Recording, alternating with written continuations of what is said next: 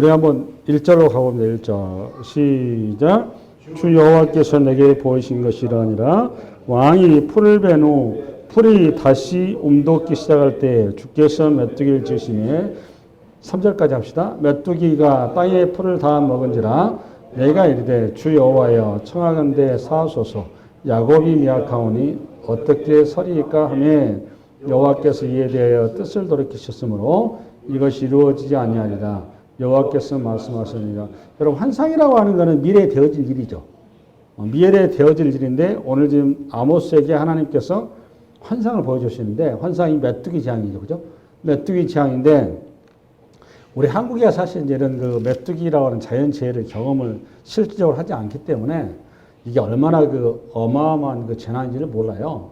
근데 그 가끔 이제 신문이나 이런 데 보면 그 메뚜기 떼가 뭐 수억 마리인가 수십억 마리가 날려들은 게 한번 지나가면 쑥대밭 돼 버리잖아요.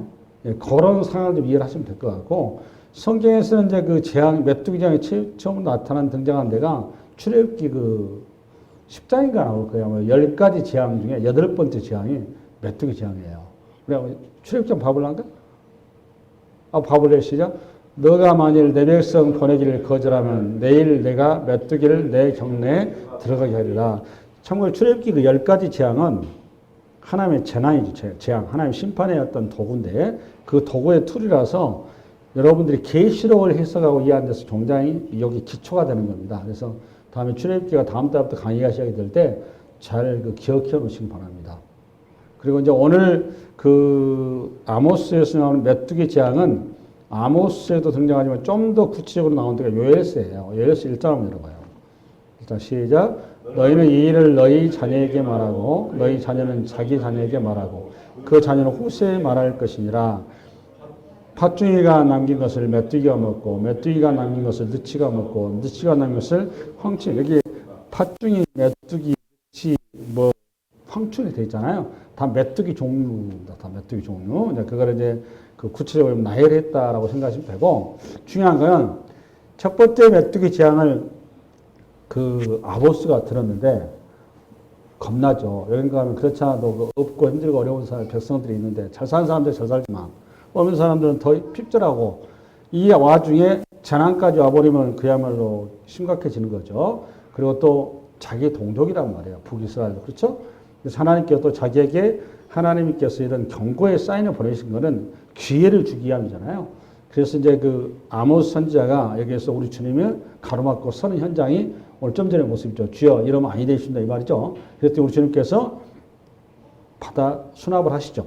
근데 여기서 이제 이 본문의 아모스가 어떻게 지금 얘기를 했길래 주님께서 이거 수납했느냐가 중요한 거예요. 그렇죠? 그래서 그걸 이해하려면 1절 다시 열어봐요. 1절 시작. 주 여호와께서 내게 보이신 것이 이러하니라. 왕이 풀을 벤 후 풀이 다시 움돋기 시작할 때 주께서 메뚜기를 지으시면, 이제 요 본문인데 이게 그 은유법이에요. 은유법. 여러분, 왕이 농사 지어요? 왕이 풀을 벨까요? 네? 고대에는 뭐 왕도 풀 벤가? 네? 풀 당연히 안 베죠. 그죠? 이게 은유법이고, 왕이 풀을 뺀 후 요 말은 요걸 좀 이해를 요거 이 다음에 다시 이제 그 새싹이 나와서 다시 이제 또 이제 풀을 베게 될 때, 그러니까 앞에는 재난이 안 나오고 후에 재난이 당한다 이 말이잖아요. 그래서 요걸 이해를 하려면 무슨 얘기를 하는 거면 3회에서 8장을 한번 여러분 보고서 배경을 이해하셔야 돼요. 8장 시작. 그가 또 너희의 밭과 포도원과 감람원에서 제일 좋은 것을 가져다가 자기의 신하들에게 줄 것이며, 누가 신하들에게 주는 거죠?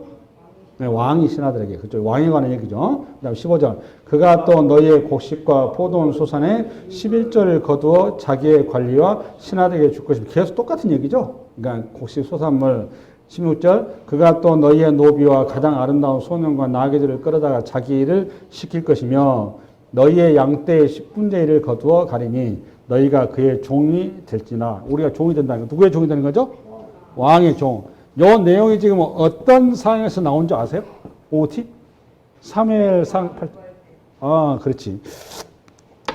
3회 선지자가 사사시대죠. 여러분, 3회 선지자가 굉장히 훌륭한 선지자죠? 우리가 지금 대부분의 삼위 선지자 그러면 선지자 중에 선지자 이렇게 얘기를 하고 있죠. 그런 선지자 그 사사기 시대에 삼위 선지자가 백성들로부터 인정받았으면 못 받았어요? 인정 못 받은 거예요. 내가 자꾸 얘기합니다. 그 하나님의 종들이 이스라엘 역사 가운데 바른 종들이 인정받은 경우가 없다고 생각하시면 정확한 답이에요. 그나마 다윗 왕 시대에 다윗이 하나님의 종들, 선지자들을 선대한 것이지 그 외에는 선지자들이 백성들로부터 사랑을 못 받았었습니다. 그 이유가 왜 그럴까요? 이유가 있겠죠. 왜 무슨 바른 소리죠? 정확히 그 여러분 말씀도 맞는데 그렇게 얘기하면 초등학교 수준밖에 안 되는 거고 제 설교를 들은 여러분 입장에서는 이걸 정확히 볼 줄 알으셔야 됩니다. 그래야 여러분들이 성서를 바로 보는 거예요. 하나님의 말씀과 이거예요. 세상살이의 현실과 맞아요, 안 맞아요? 안 맞죠. 요 계보로 인해서 발생되는 거죠. 정확히 이렇게 가셔야 돼요. 그래서 이거를 여러분들이 그 자리에 계셨으면 여러분들은 안 그랬을 것 같죠. 여러분들은 삼위의 선지자를 잘 떠받들고 엘리야 선지자를 잘 떠받들고 이렇게 했을 것 같죠. 우리 권사님은 그렇게 하셨을 것 같아요. 워낙 신앙이 좋으셔가지고. 그런데 그 당시에도 소수는 그 따릅니다. 소수는 그 열심히 그 주의 말씀 따라가지만 다수는 그렇지는 못합니다. 이유가 뭐죠, 여러분? 하나님의 나라는 부자가 바늘기로 들어간 것처럼 어렵습니다. 성경을 보면 볼수록 제가 느껴진 감정이 뭐였는가 하면 주님의 나라는 아무나 들어간 곳이 아니다라는 것을 저는 새록새록 느끼는 사람입니다. 걔네 어느 날 물었어요. 주님 앞에. 주님, 천국에는 생각도 많이 안 가네요. 소수만 들어온단다 그러시더라고요. 소수. 여러분들이 그 안에 들어가는 은혜가 있기 바랍니다. 네, 거기 들어가셔야 돼요. 소수밖에 안 된다고 그러시더라고요. 저는 그 주님의 말씀을 충분히 이해하고 감지하고 있습니다. 그래서 저도 심히 조심하고 있습니다. 일단은 천국 가야 되니까. 할렐루야? 네, 요거 이제 어떤 상황이 있는가 하면, 삼위의 선지자에게 그 이스라엘 백성들이 지금 항의하는 거예요. 왜 항의한 거죠, 여러분? 왜 이 삼위의 선지자한테 이스라엘 백성들이 항의한 거죠? 왜 왕을 요구했죠, 이스라엘 백성들이? 왜 왕을 요구했어요, 이스라엘 백성들이?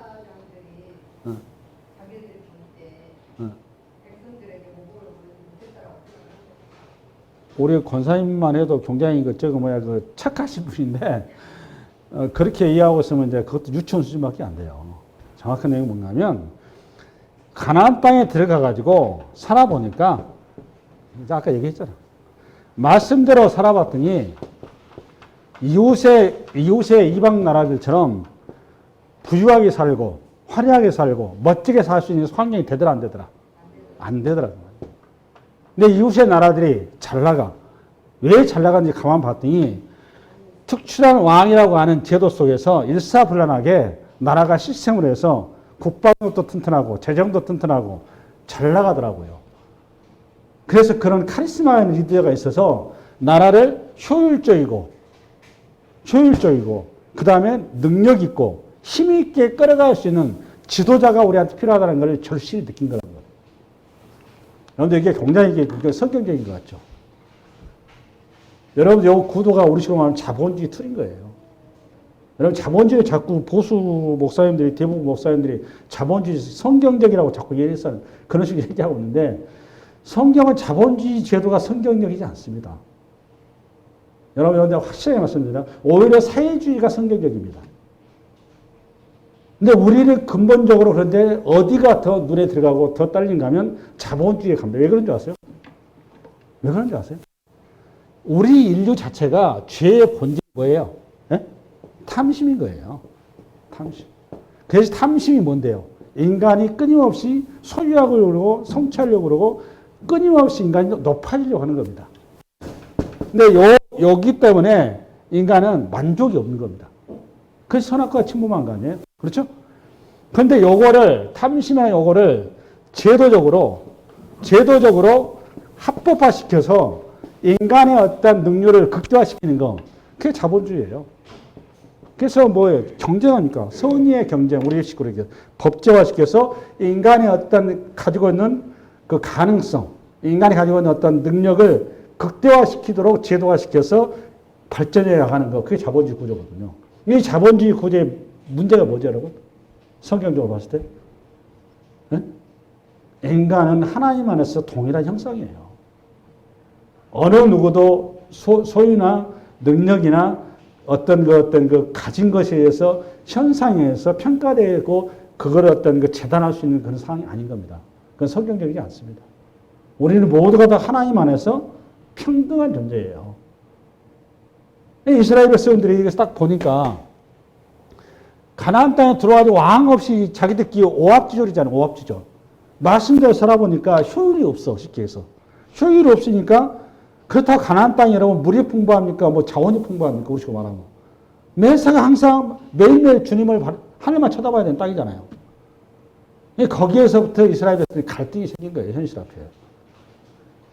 그래서 이들이 거기서 우리가 좀 더 잘 살아보고 좀 더 능력 있고 좀 이렇게 좀 뭐랄까 좀 복지국가를 지향했다 측면에서 그들이 눈을 돌린 게 이방 국가인 겁니다. 이게 정확히 보셔야 돼요. 이해되셨죠? 그래서 뭐가 필요했다고 여러분? 왕이 필요한 겁니다.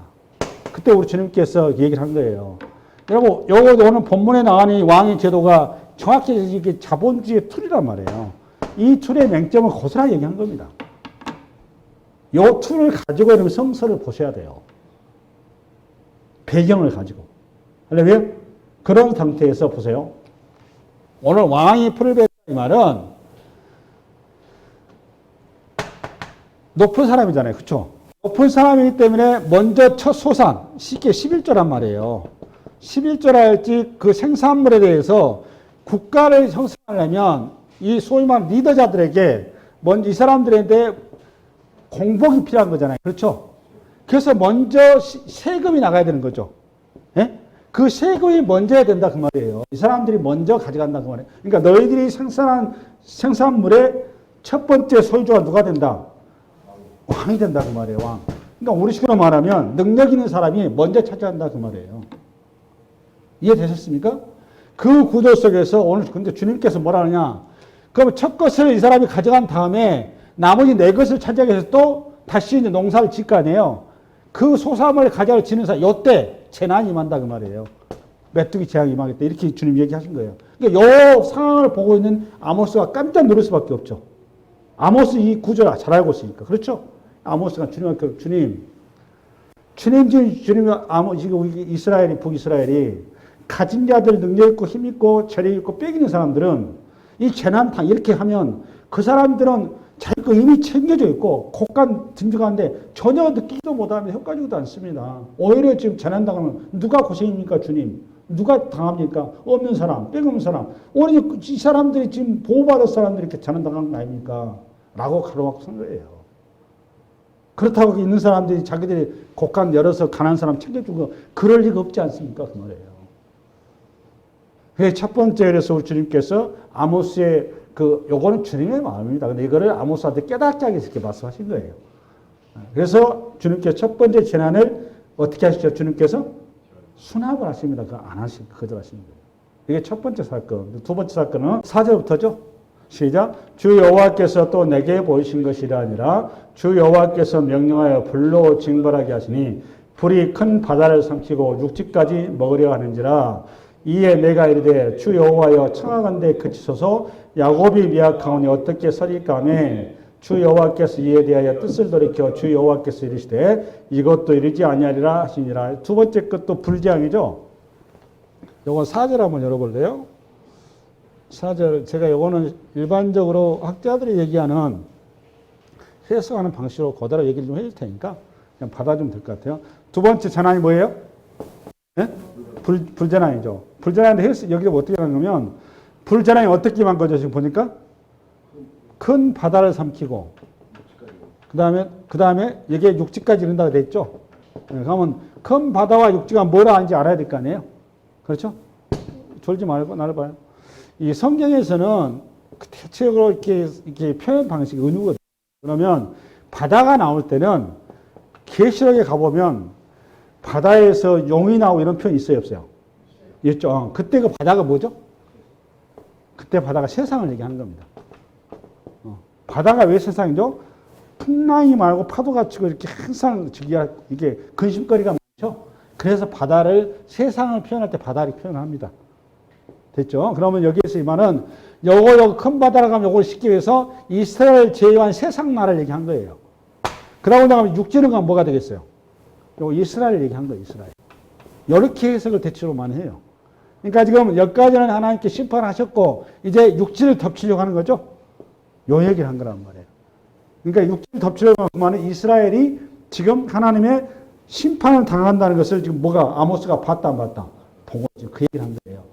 근데 여기에서도 우리 주님께서 이 재난을 우리 주님께서 아모스가 딱 가로서니까 어떻게 하셨죠? 멈춰섰죠. 근데 멈춰설 때 아모스가 중요한 단어를 여기서 나와요. 그 단어가 뭐냐? 아까 2절 하면 2절. 2절하고 오늘 똑같은 시작. 멧돼지가 땅의 풀을 다 먹은지라 내가 이르되 주 여호와여 청하건대 사하소서 야곱이 미약하오니. 이 표현이 중요한 거예요. 뭐가 미약하오니? 야곱이 미약하오니. 이걸 좀 쓴 거예요. 야곱이 미약하오니. 그 다음에 5절도 한번 볼래요? 5절. 시작. 이에 내가 이르되 주 여호와여 청하건대 그치소서 야곱이 미약하오니. 똑같이 나오죠? 요 표현을 써놨죠. 그죠? 그러니까 요 말의 의미가 뭔지 아세요? 야곱이 미약하오니. 원래 여러분 들어보세요. 창세기를 끝나고 나면 출애굽으로 넘어오는데 출애굽기 오면은 야곱이라는 단어 대신에 뭘로 바뀌어야 돼요? 이스라엘로 바뀌어야 돼요. 왜 그렇죠? 하나님께서 공시해 주시는 이스라엘 백성들에 대한 하나님의 사랑의 언어예요. 언어. 너희들이 이제 야곱이 아니라 뭐다? 이스라엘이다. 이스라엘은 하나님 나라의 공동체의 하나의 아이콘이에요. 아이콘. 그러면 야곱과 이스라엘 차이는 뭐냐? 이 야곱은 쉽게 해서 거듭나지 못한 상태를 얘기한 거예요. 여기 야복강이잖아요. 야복강에서 야곱이라는 이름이 뭘로 바뀌죠? 이스라엘로 바뀌죠. 이스라엘 바뀔 때 어떤 일이 벌어지죠? 야곱이 환도뼈를 쳐버리죠. 그래서 야곱이 평생에 장애를 안고 살아가죠. 이 말은 정확히 야곱의 생명을 끌어버렸다, 죽였다 그 말이에요. 야곱이 죽고 이스라엘에 다시 태어났다 그 말이에요. 우리 식으로 말하면 거듭났다 그 말이에요. 성경적으로 하면. 그러니까 하나님의 나라에 가기 위해서는 우리가 뭐 해야 되는 거죠? 거듭나야 되는 겁니다. 그냥 못 가는 거예요, 우리로. 그럼 오늘 야곱이 미약하고 이 말을 쓴 거는 그 아모스 얘기가 하나님 이스라엘이라는 저 백성들이 우리식 말로 철딱사니가 없으니 철딱사니가 없어서 저렇습니다. 주님 헤아려 주세요 이 말이에요. 철이 없었어요. 우리식으로 말하면 나이가 먹고 지도 십자가 가면 철이 될 겁니다. 주님 이 백성을 불쌍히 여기세요 그 말입니다. 그때 우리 주님께서 수납을 해주신 거예요. 할렐루야. 그러면 여기서 이제 우리가 또 하나 짚어야 될 게 뭐냐면 지금 아모스가 이스라엘 백성들의 죄악과 그래서 그런 심판이 눈앞에 다가왔을 때 주님께서 경고하실 때 이 경고할 때는 회개하고 돌이키라는 얘기죠. 그 자리에 지금 중보자로 서 있는 거잖아요. 그래서 회개하고 돌이킬 수 있는 시간을 다시 달라는 거예요. 오늘 얘기가. 그래서 중보자 역할이 굉장히 중요한 거죠. 아직까지는 기회가 있다 그 말 아니겠어요? 그래서 중보자의 역할이 무엇이냐라는 것을 좀 더 왜 중보자가 필요하냐라는 걸 위해서 우리 그 디모데전서 2장을 좀 열어보세요. 2장 1절부터 한번 열어봐요. PPT를 보겠습니다. PPT 시작. 그러므로 내가 첫째로 권하오니 모든 사람을 위하여 간구와 기도와 도구와 감사. 여기에 간구, 기도, 도구, 감사 중에 중보가 도구가 중보입니다. 도구가 중보와 감사를 하되 그 다음에 임금들과 높은 지에 있는 모든 사람을 위하여 하라. 이는 우리가 모든 경건과 단정함으로 고요하고 평안한 생활. 이게 목적이. 우리가 중보기도하는 목적이 뭐예요, 여러분? 고요하고 평안한 생활. 그러니까 우리의 신앙생활 때문에 중보기도를 하는 거예요. 여러분 생각해 보세요.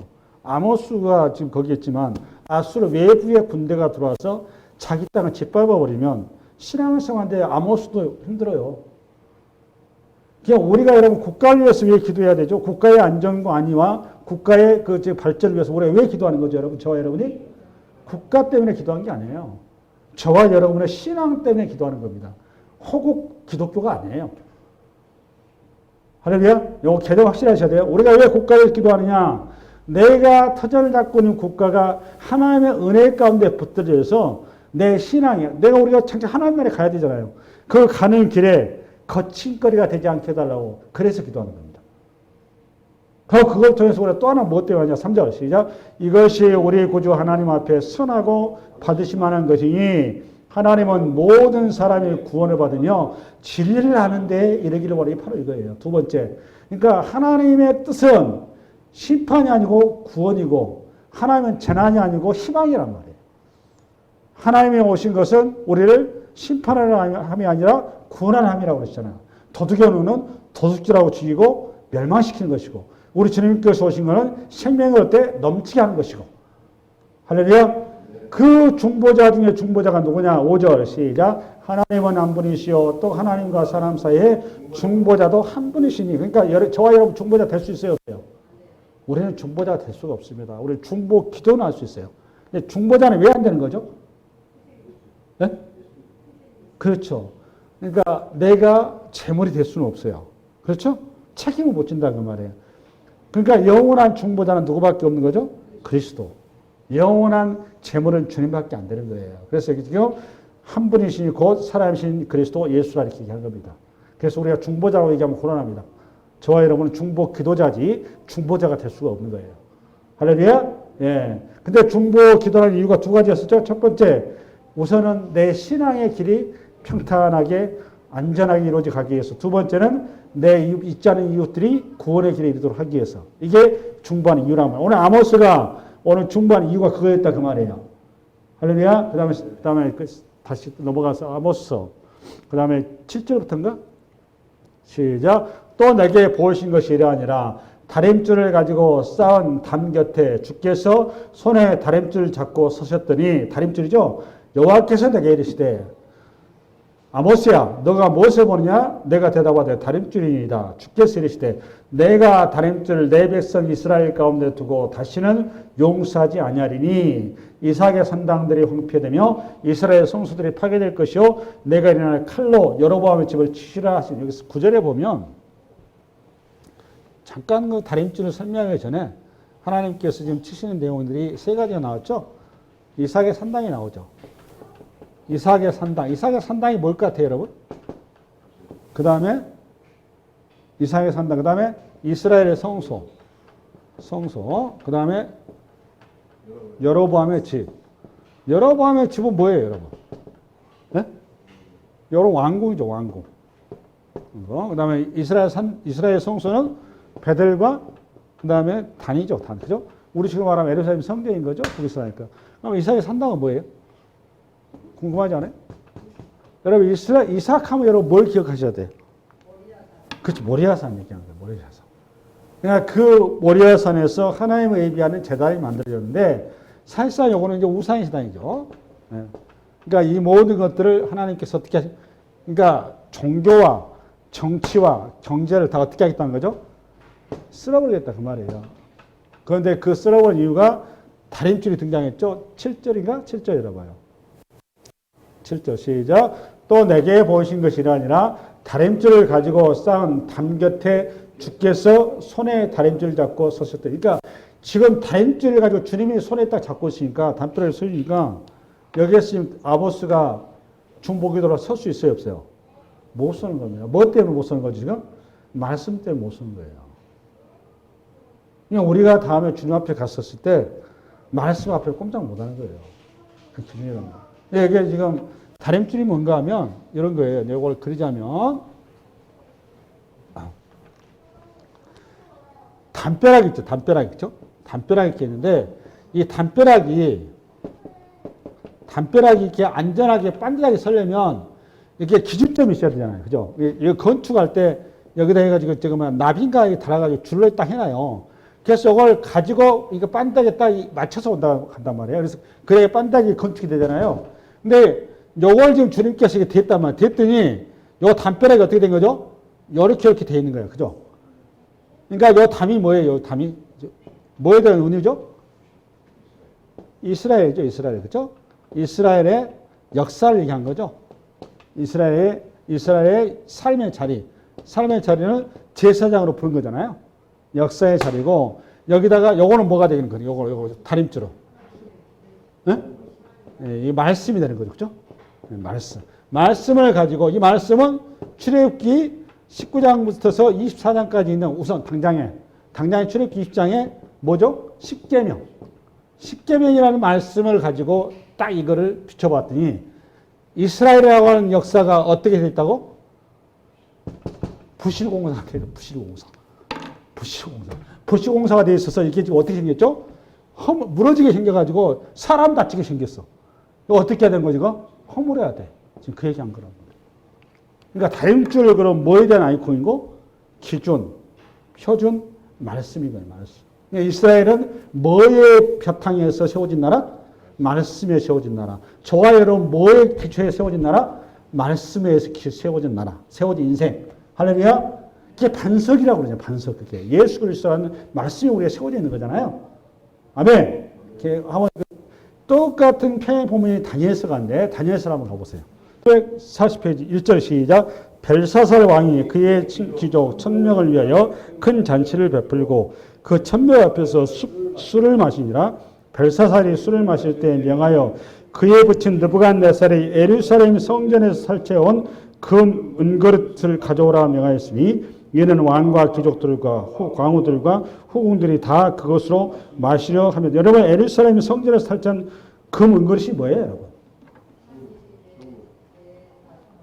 성전에서 바쳐지는 하나님의 제물의 그릇이죠. 그렇죠? 예, 그러니까 소위 말하면 그 성물이죠, 성물. 이 성물인데 제가 얘기했잖아요. 이스라엘 백성들은 지성소에는 감히 범죄할 수 없는 자리라고 그렇죠? 여기만 범죄하면 하나님의 벼락에 떨어져 죽는다고 생각했어요. 근데 이게 지금 해파돼 버린 거잖아요. 해파돼 버리고 그 성소에 있는 금과 은으로 되어 있는 그 그릇들이 지금 어디로 넘어가 있는 거죠? 바벨론으로 넘어가 있는 거예요. 그것을 오늘 벨사살 왕이 그릇을 가지고 잔치를 베푸는 거예요. 잔치를. 근데 잔치를 베푸면서 그 그릇을 술잔을 쓴 거예요. 술잔을. 그래서 오늘 이 향을 베푸는데 4절 시작. 그들이 술을 마시고는 그 금은 구리 쇠 나무 돌로 만든 신들을 찬양하니까 우리식으로 말하면 자기들의 신에게 지금 헌납한 거예요. 헌납. 이해되셨죠? 그러자 오늘 지금 일이 벌어졌는데 어떤 일이 벌어졌느냐?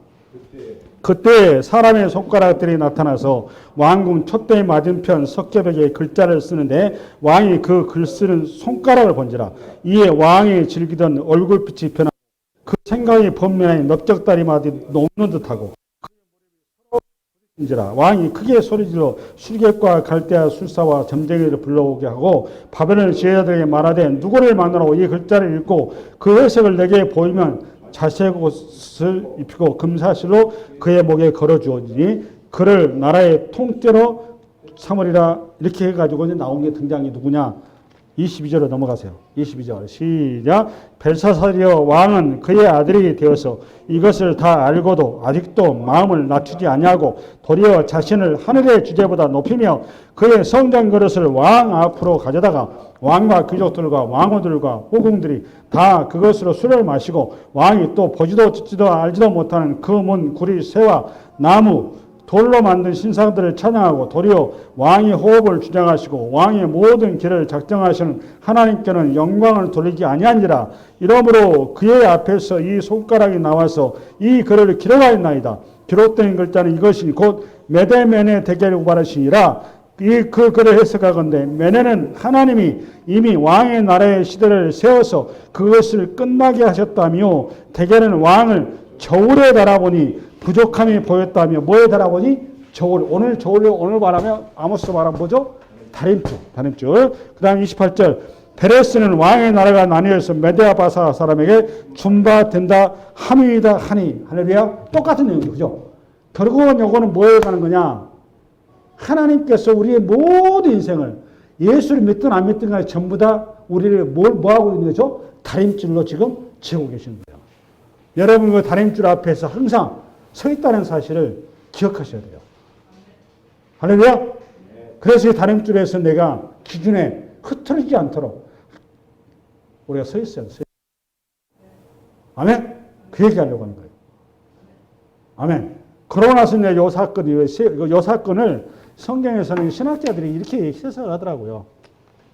열왕기서 15장하고 15장에는 그 아수르가 침범이 들어와요. 아수르가 1차 침몰할 때 이때는 누구였느냐? 그 문하의 왕 때, 북이스라엘 왕 때 아수르가 침몰 들어왔는데 그 은인가 금인가 그 천돈인가를 이렇게 해서 무마시킵니다. 그 다음에 두 번째 15장 후반부에 가보면 2차 침입이 들어와요. 이때는 베가왕이라고 들어요. 베가왕. 베가왕 때가 들어오는데 베가왕이 이제 뭐랄까 조공을 바치기로 하고 또 모말해서 이게 그 아수르의 침입으로부터 1차 벗어납니다. 이 두 사건이 오늘 요 첫 번째 사건은 무슨 사건? 오늘 첫 번째 무슨 그 환상? 메뚜기 환상. 그다음에 요거 두 번째는 불의 환상. 그래서 이스라엘이 북이스라엘이 망했어요, 안 망했어요? 안 망했어요. 그러고 나서 열왕기상 17장에 가면 그 지금 호세아 왕이 마지막 왕이죠. 호세아 왕 때 호세아가 그대로 그 이렇게 요거 베가 왕 때 있었던 조공을 아수르에 바치면 좋았는데 잔머리 굴린 거죠. 이스라엘은 항상 두 양 강대국 사이에 항상 이렇게 줄다리기 한단 말이에요. 그러니까 이스라엘 기본적으로 어디에 가까운 이미지, 어디에 자꾸 붙으려고 그러면 애굽이라, 애굽. 우리들은 말하는 친미 정책을 쓴 거야. 근데 아수르는 친중이야. 그러니까 결국은 친중이 세졌어. 친미가 약해진 사이에서 이 상황을 가지고 와서 여기에서 호세아 왕 때 아예 와가지고 아작을 내버렸죠. 그 열왕기 17장에 나와, 열왕기. 그래서 여기에서 무슨 환상? 달인조 환상. 이렇게 이제 신학자들이 해석하는 분들이 있으시더라고. 여러분한테 예를 지금 들어드린 거 혹시 제 설교를 이렇게 들었는데 다른 설교 듣다가 이런 내용이 이런 내용이었구나라고 이해하시면 됩니다. 할렐루야? 네, 그렇게 해석하신 분들이 계십니다. 그러니까 아수르가 몇 번 만에 지금 이스라엘이 망한 거죠? 3번 만에 망합니다. 3번 만에. 여기까지 오는 환상에 아모스 환상이 그렇게 보면 또 해석할 수도 있어요. 10절인가? 10절 시작.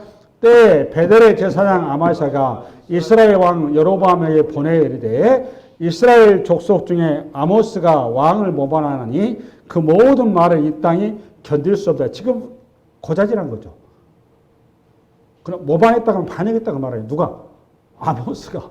지금 이게 지금 여로보암이 여러분 그 초대의 북이스라엘 왕이 여로보암이죠. 네, 여로보암인데 여기 여로보암 2세예요. 여로보암 초대의 북이스라엘 왕 여로보암이 그 왕권 강화를 위해서 국가의 엄청난 종교 정책의 변화를 가져왔죠. 이게 3가지예요. 첫 번째 뭐죠? 성소를 새로 만들었어요. 그게 이제 베델과 단이죠. 그죠? 금송아지 신상을 만들었죠. 금송아지 신상을 만들었는데 이걸 하나님이라고 가정해서 만든 거예요. 금송아지라고 가정한 게 아니에요. 두 번째는 뭐였느냐? 제사장 임명을 왕이 직접 했어요. 직접 했고 또 레위지파를 거부하고 왕이 원하는 사람을 제사장 임명했어요.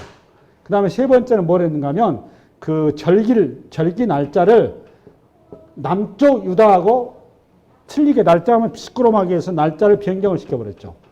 여러분 요거는 저는 이거 할 수 있다고 생각을 해요. 근데 성경에서 얘기하려고 하면 뭐가 문제일까요? 이게 왜 문제인 거죠? 그게 포인트인 거예요, 여러분. 뭐가 문제죠? 동기와 목적이 뭐냐 그 말이에요. 이게 전부 다 이게 누구를 위해서 한 거예요? 왕을 위해서 한 거예요. 그러니까 이 신앙이라고 하는 목적은 누구를 위해서 해야 되는데? 하나님 위해서 해야 되는데. 아니, 성전이야 뭐 그렇게 할 수 있죠. 할 수는. 그렇잖아요. 제사장도 속된 말로 저기 할 수 있는 건데, 이게 전부 다 뭐가 문제냐? 전부 다 왕 중심이다. 그 말이에요. 왕권 강화를 위해서 그게 종교를 사유화시켰다. 그 말이에요. 그게 문제인 거예요. 예. 할렐루야? 그래서 여로보암이 그 다음에 11절 시작. 아모스가 말하기를 여로보암은 칼에 죽겠고 이스라엘은 반드시 사로잡혀 그 땅에서 떠나겠다 하라이다. 악담을 했다 그 말이죠. 그게 모반했다. 그리고 12절 아마샤가 또 아모스에게 이르되 선견자야 너는 유다 땅으로 도망하여 거기 가서 거기에서나 떡을 먹으며 거기에서 예언하고 다시는 베델에서 예언하지 말라. 이는 왕의 성소요 나라의 궁궐임이니라. 이렇게 얘기하니까 그러니까 쉽게 해서 북이스라엘의 대제사장이죠. 아마샤. 그렇죠? 왕이 임명한 대제사장이란 말이에요. 근데 국가에서 이제 봉급이 나온 사람인 거잖아요. 그래서 그러니까 이 사람 입장에서는 지금 자기 나라가 너무 잘 나가고 있어요. 잘 나가서 특별히 자기 제사장의 연봉이 낮았을까요? 높았을까요? 높았죠. 얼마나 높았을까요? 최소한도 1억 이상은 돼요. 우리 식으로 말하면 상류 사회. 여러분 뭐 내가 이렇게 비교하면 죄송한데 우리나라로 말하면 그 대형교회 목사님들 연봉이 뭐 이렇게 뭐 그것도 모자라다고 또 파업한 목사도 있다고 그러더만. 이 세상이 이렇게 그렇게 타락한 겁니다. 이런 식으로. 마찬가지예요. 그러니까 요 시대에도 그런 거예요. 쳐봐봐요.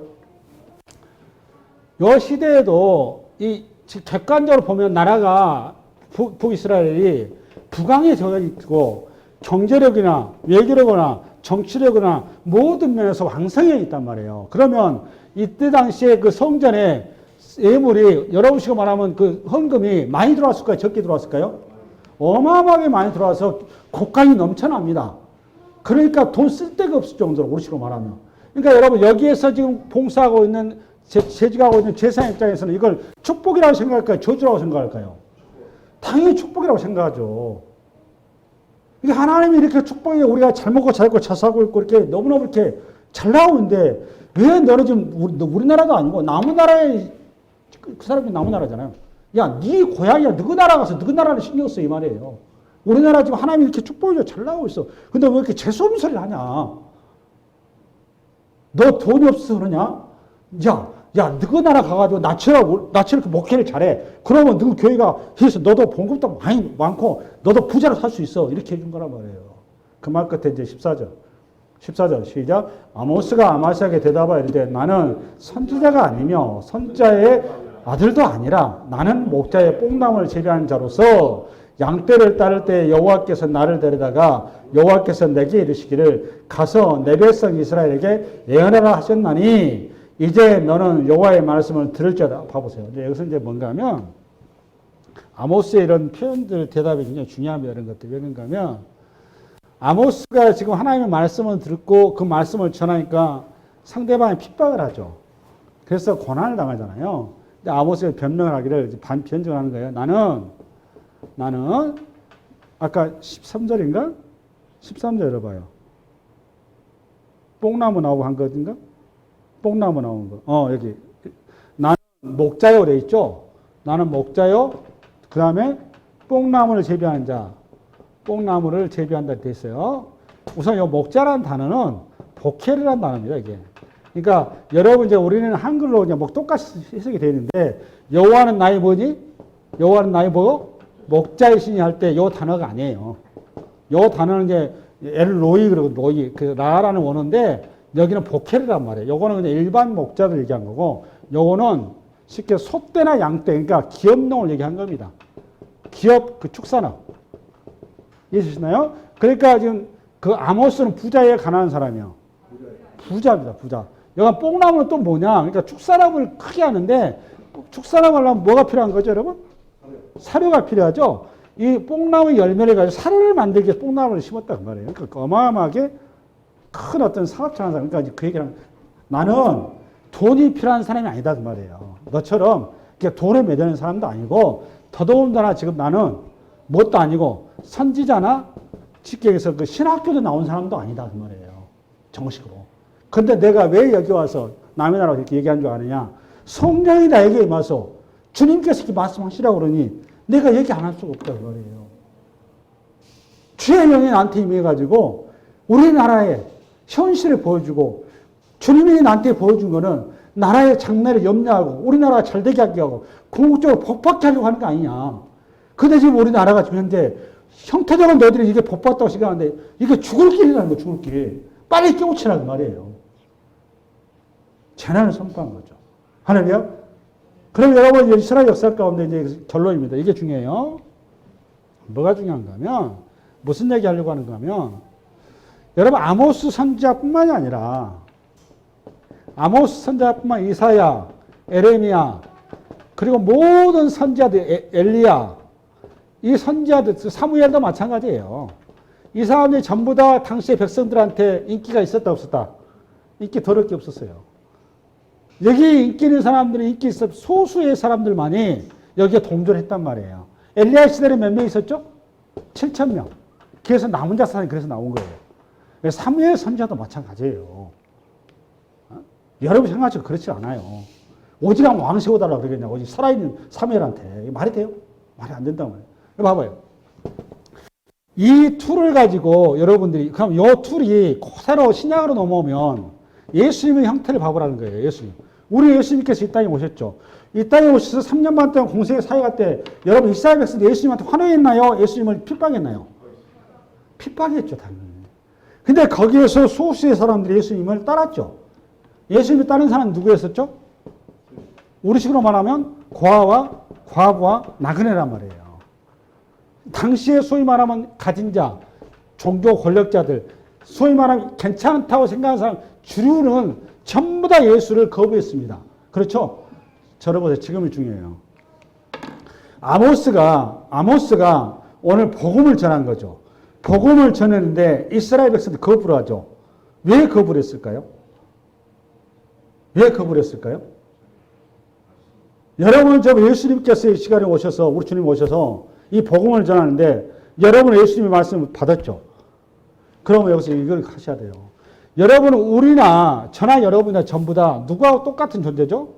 이스라엘하고 똑같은 존재예요. 우리도 마찬가지로 아모스가 이 말씀을 가지고 오면 여러분 받아들였을까요? 내가 보기에 대한민국 교회에서 받을 사람 거의 없을 것 같은데요. 모르겠습니다. 저처럼 이렇게 별로 이렇게 성도 없고 이렇게 고난 설교한 사람들 이런 사람은 받았죠. 그 외의 사람들 받을 사람이 없어요. 그런데 여기서 하려고 하는 겁니다. 이렇게 하나의 말씀을 전하는데 이 말씀 앞에 아멘으로 받아준 사람이 있다 없다? 소수가 있다니까. 그 남은 자. 엘리야 시대는 몇 명 있었다고? 7,000명. 그러면 7,000명과 이 엘리야는 왜 이 사람들을 못 받아들이고 이 사람 받아들였을까요? 차이가 뭘까요? 이 구약 시대는 뭐가 성령이 부분적으로 임했단 말이에요. 부분적으로. 누구한테?